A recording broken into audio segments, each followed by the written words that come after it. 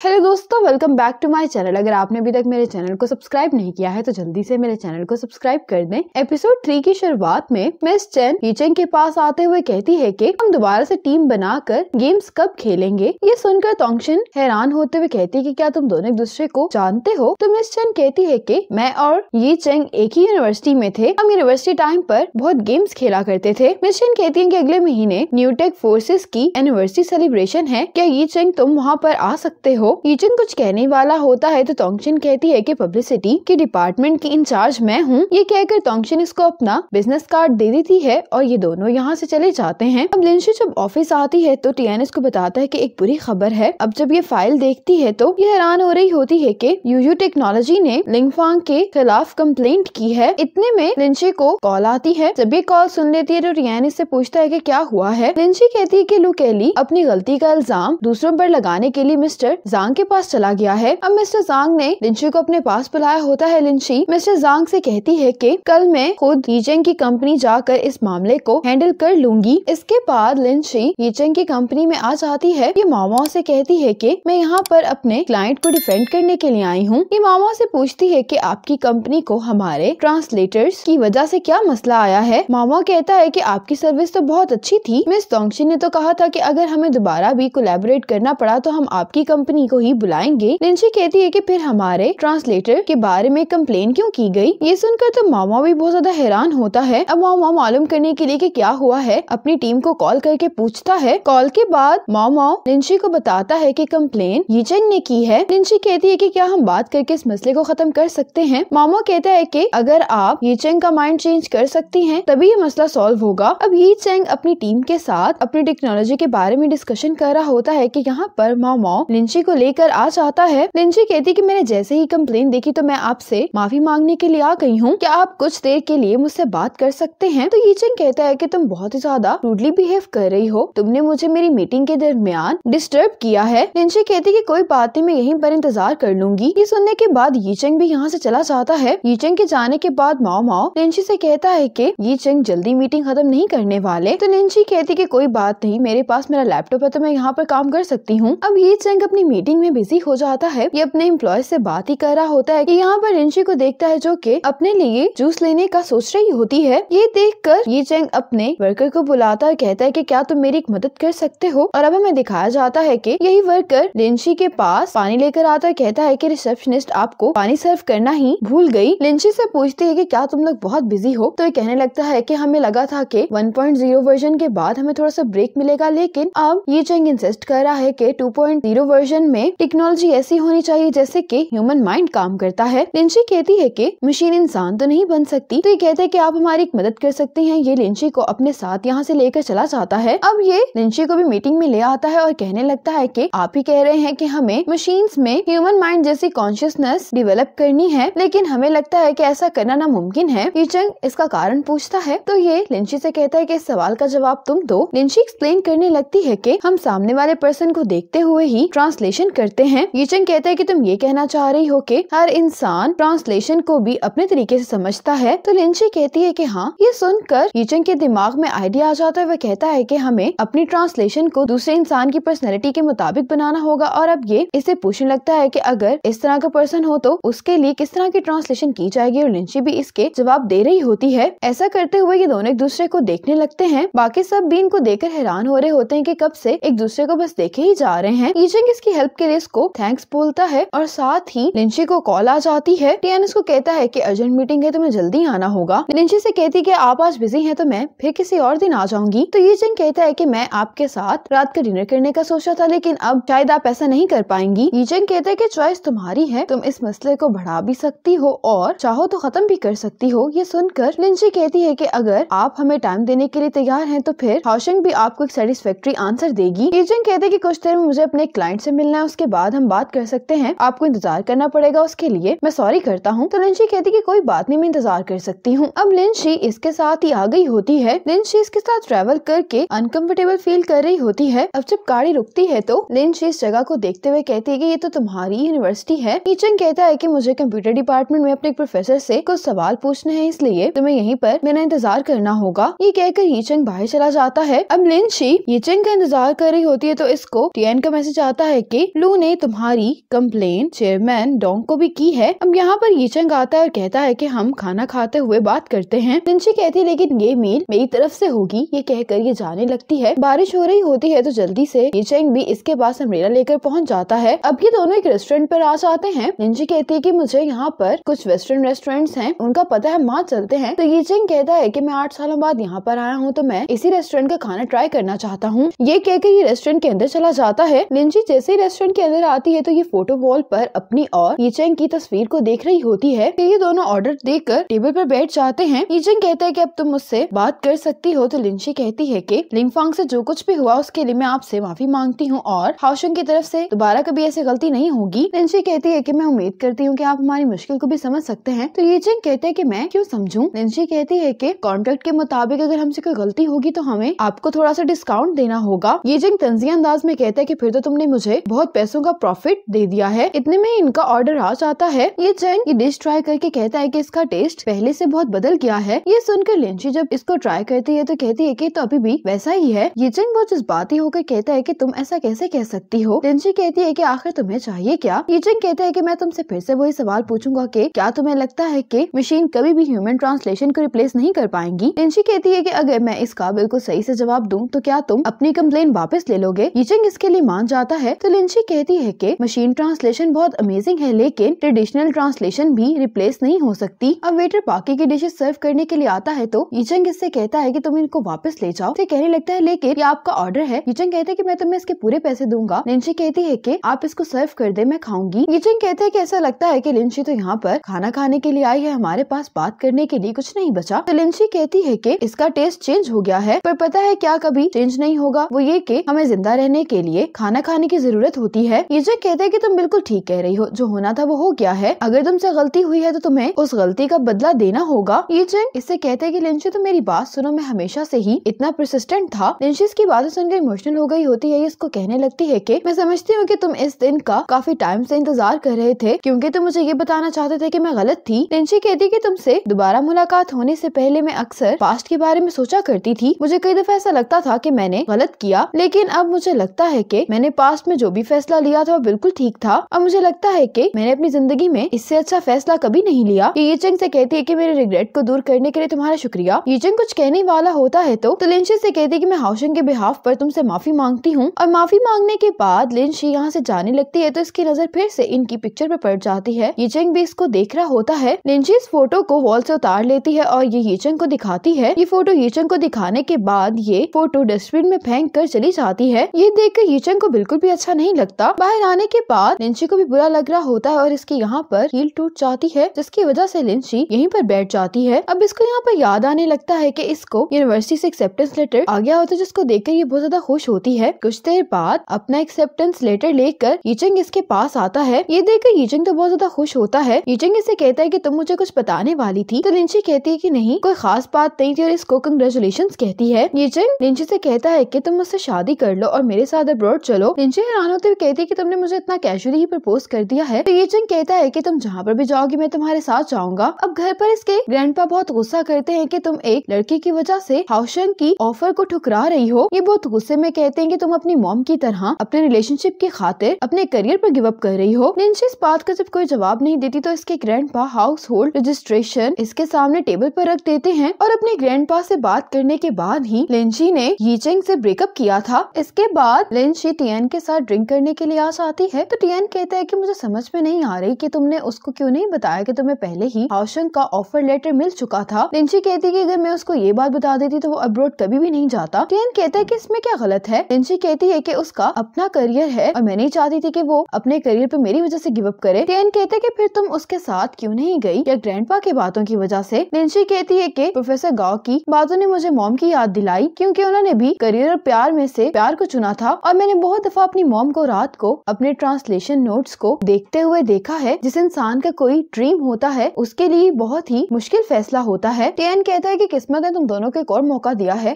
तो तुम उसको अब सच्चाई बता सकती हो। लिंची कहती है कि ऐसा करने का कोई फायदा नहीं होगा क्योंकि वो पहले से शादीशुदा है। टियान कहता है कि क्या तुम अभी भी उससे प्यार करती हो। लिंची कहती है कि इससे अब कोई फर्क नहीं पड़ता। टियान कहते है कि मुझे लगता है कि तुम्हें यीचंग को सच्चाई बता देनी चाहिए और फिर वो तुम्हें काम में भी टफ टाइम नहीं देगा। लिंची कहती है कि तुम मुझसे वादा करो कि तुम इस सीक्रेट के बारे में किसी और को नहीं बताओगे। टियान लिंची से वादा कर लेता है। अब टियान जब कंपनी आता है तो तेन शाओ शाओ अभी भी काम कर रही होती है। टियान भी इसकी ट्रांसलेशन को देखने लगता है। टियान इसको बताता है कि इसने कहाँ गलत शब्दों का इस्तेमाल किया है कि देखकर तो तेन शाओ शाओ एम्बेरस हो रही होती है। टियान इसको कहता है कि तुम ये काम जेनविन पर छोड़ दो, वो इसको खुद ही चेंज कर लेगी क्योंकि मुझे ये डॉक्यूमेंट कल अर्जेंट चाहिए। तो तेन शाओ शाओ कहती है कि कोई बात नहीं, मैं ये काम अभी जल्दी से खत्म कर लेती हूँ। टियान इसको कहते हैं कि तुम भी जल्दी घर चली जाना, ये कहकर ये चला जाता है। जबकि तेन शाओ शाओ बहुत एम्बेरस हो रही होती है कि ये टियान को इम्प्रेस नहीं कर पाई। इसी मोमेंट पर एपिसोड 3 खत्म हो जाती है।